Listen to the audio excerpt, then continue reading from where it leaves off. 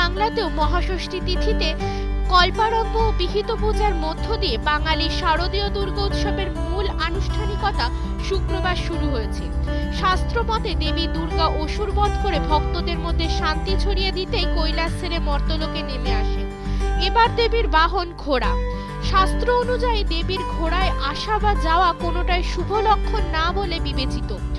ঘোড়ায় দেবীর আগমনের অর্থ ছত্রভঙ্গ পরিস্থিতি। আবার পুজো শেষে মর্ত থেকে বিদায় নেওয়ার সময়ও সবকিছু ছিন্ন ভিন্নভাবে সনাতন ধর্মাবলম্বীদের এমনটাই বিশ্বাস। দেবী দুর্গার আগমনের বার্তা এসেছে মহালয়ার মহেন্দ্রক্ষণ থেকে।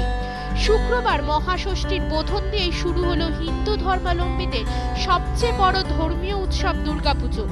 এবছর বাংলাদেশে 31,398টি মণ্ডপে দুর্গাপূজার আয়োজন হয়েছে, যা গতবারের চেয়ে 483টি বেশি।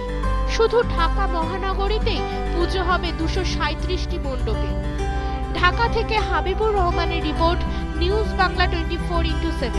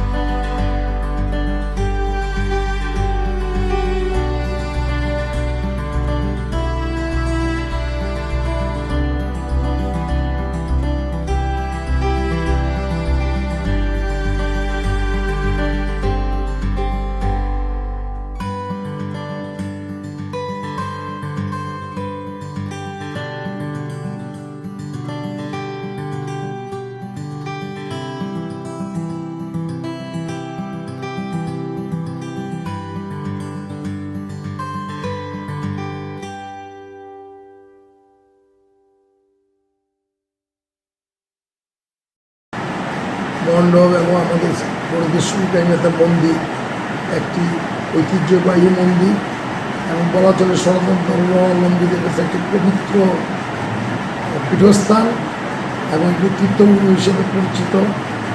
ফলশ্রুতিতে এই এলাকার সহ বিভিন্ন স্থানে হাজার হাজার দর্শক ভক্ত বিভিন্ন মানতের জন্য এখানে এসে থাকে এবং উৎসবগুলিতে প্রচুর ভিড় পরিলক্ষিত হয় এবং প্রতিদিনেই আমাদের পূজা শেষে প্রসাদের ব্যবস্থা থাকে।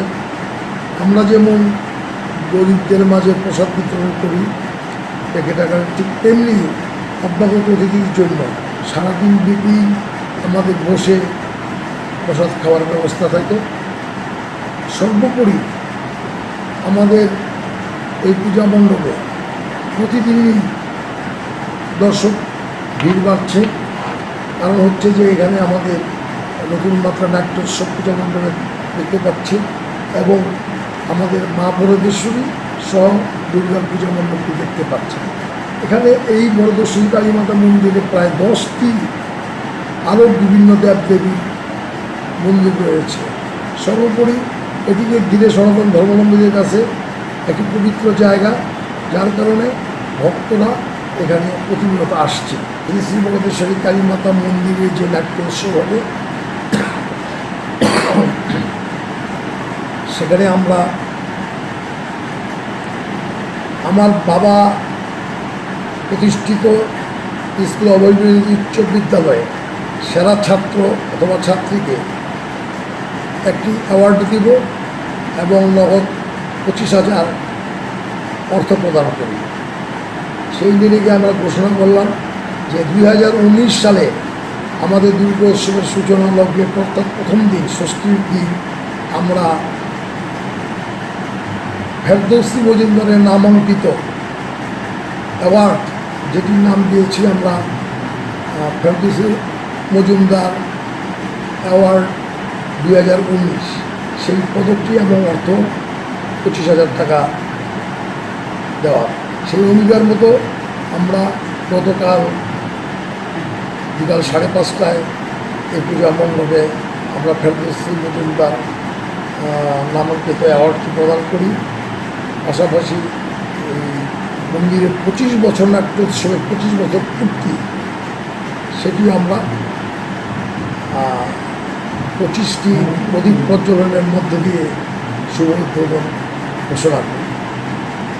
এটি একটি আলাদা মাত্রা লাভ করার কারণে এই পূজা মণ্ডপের একটা স্বাতন্ত্র্য বৈশিষ্ট্য হচ্ছে যে 1000 বছরের পুরাতন বটবৃক্ষের নিচে আমাদের নাট্যমঞ্চটি হয় এবং মুঘল সম্রাট মোহাম্মদ আকবরের প্রধান সেনাপতি রাজা মান সিংয়ের স্মৃতি বিজড়িত ঐতিহাসিক গঙ্গাসাগরের দিঘির তটে আমাদের মূল পূজা মণ্ডপটি অবস্থিত। এই দুটি কারণে আমরা মনে করি বাংলাদেশ কেন উপমহাদেশের মধ্যে সবচাইতে নৈসর্গিক প্রাকৃতিক নৈসর্গিক সৌন্দর্যমণ্ডিত পূজা মণ্ডপটি হচ্ছে আমাদের শ্রী শ্রী বরদেশের কালীমাতা মন্দির। মন্দির একটি ঐতিহাসিক মন্দির এবং ঐতিহ্যবাহী মন্দির। এখানে যে সকল পূজা অর্চনা হয়ে থাকে তার মধ্যে আমাদের অন্যতম বড় উৎসব শ্রী শ্রী শারদীয় দুর্গা উৎসব। এই শারদীয় দুর্গা উৎসবকে আমি দুটি ভাগে ভাগ করি। একটি পুজো যেটি আমাদের ধর্মীয় বিধিবিধান মতো করি, পাশাপাশি একটি উৎসবের আয়োজন করি। সেই উৎসবের সাংস্কৃতিক পর্বটি থাকে, যেটি আমরা পুজো করি মানুষের কল্যাণ এবং নিজেরা যাতে সুখে শান্তিতে বসবাস করতে পারি সেই বিষয়কে বিবেচনায় রেখেই কিন্তু আমরা পুজোটা করি।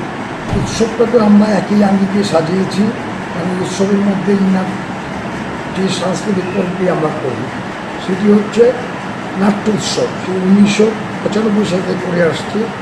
এর পিছনের কারণ দুটো। একটি কারণ হচ্ছে যে আমাদের সংস্কৃতি অঙ্গনে আদিরস, যে যাত্রাপালা এবং প্রান্তিক এলাকায় যে সকল খোলা মাঠে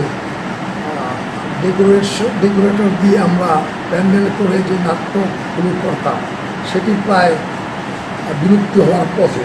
সেই জায়গাটিতে আমি যাতে করে পুজো মণ্ডপের নাটক একটি থাকে, নাটকের মধ্যে আমি বর্তমান, অতীত, ভবিষ্যৎ এবং একটি চেতনা বোধের জায়গা তৈরি করা যায়। একটা মেসেজ থাকে যেটি আমার সুন্দর সমাজ গড়ার লক্ষ্যে একটি শক্তিশালী হাতিয়ার হিসাবে আমরা দেখতে পাই।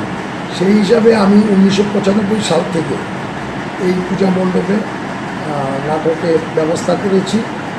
আমরা 2015 সালে উপমহাদেশের প্রখ্যাত অভিনেত্রী, লিজেন্ড অভিনেত্রী, যাকে আমরা মঞ্চজননী বলি, ফেরদৌসী মজুমদার, তার 72 বছর বয়সে একক অভিনীত কুকিলারে দিয়ে যখন এইখানে পদার্পণ করলেন এবং আমরা আরও কয়েকটি গ্রুপ থিয়েটারের বড় বড় নাট্যদলকে আমন্ত্রণ জানালাম, ঠিক তখনই এই মঞ্চটি নাট্য উৎসবে একটি জাতীয় মাত্রা পায়। সেই থেকে আমরা বলা চলে যে আর থেমে থাকি নাই। প্রতিটি দুর্গাপূজায় কমপক্ষে 5টি 7টি, এবারের আয়োজন করেছি 10টি। পাশাপাশি যে কাজটি আমি করেছি, অনেকেই গুণীর কদর আমরা তাদের জীবদ্দশায় গুণীর কদর করতে পারি না, অথচ গুণীজন চায়, তাদের প্রত্যাশা থাকে, তাদের ক্ষুধা থাকে যে তাদের কাজের মূল্যায়ন তার জীবদ্দশায় যেন শুনে যেতে পারে। তো আমরা 2018 সালে আমি It's caught in the crossfire.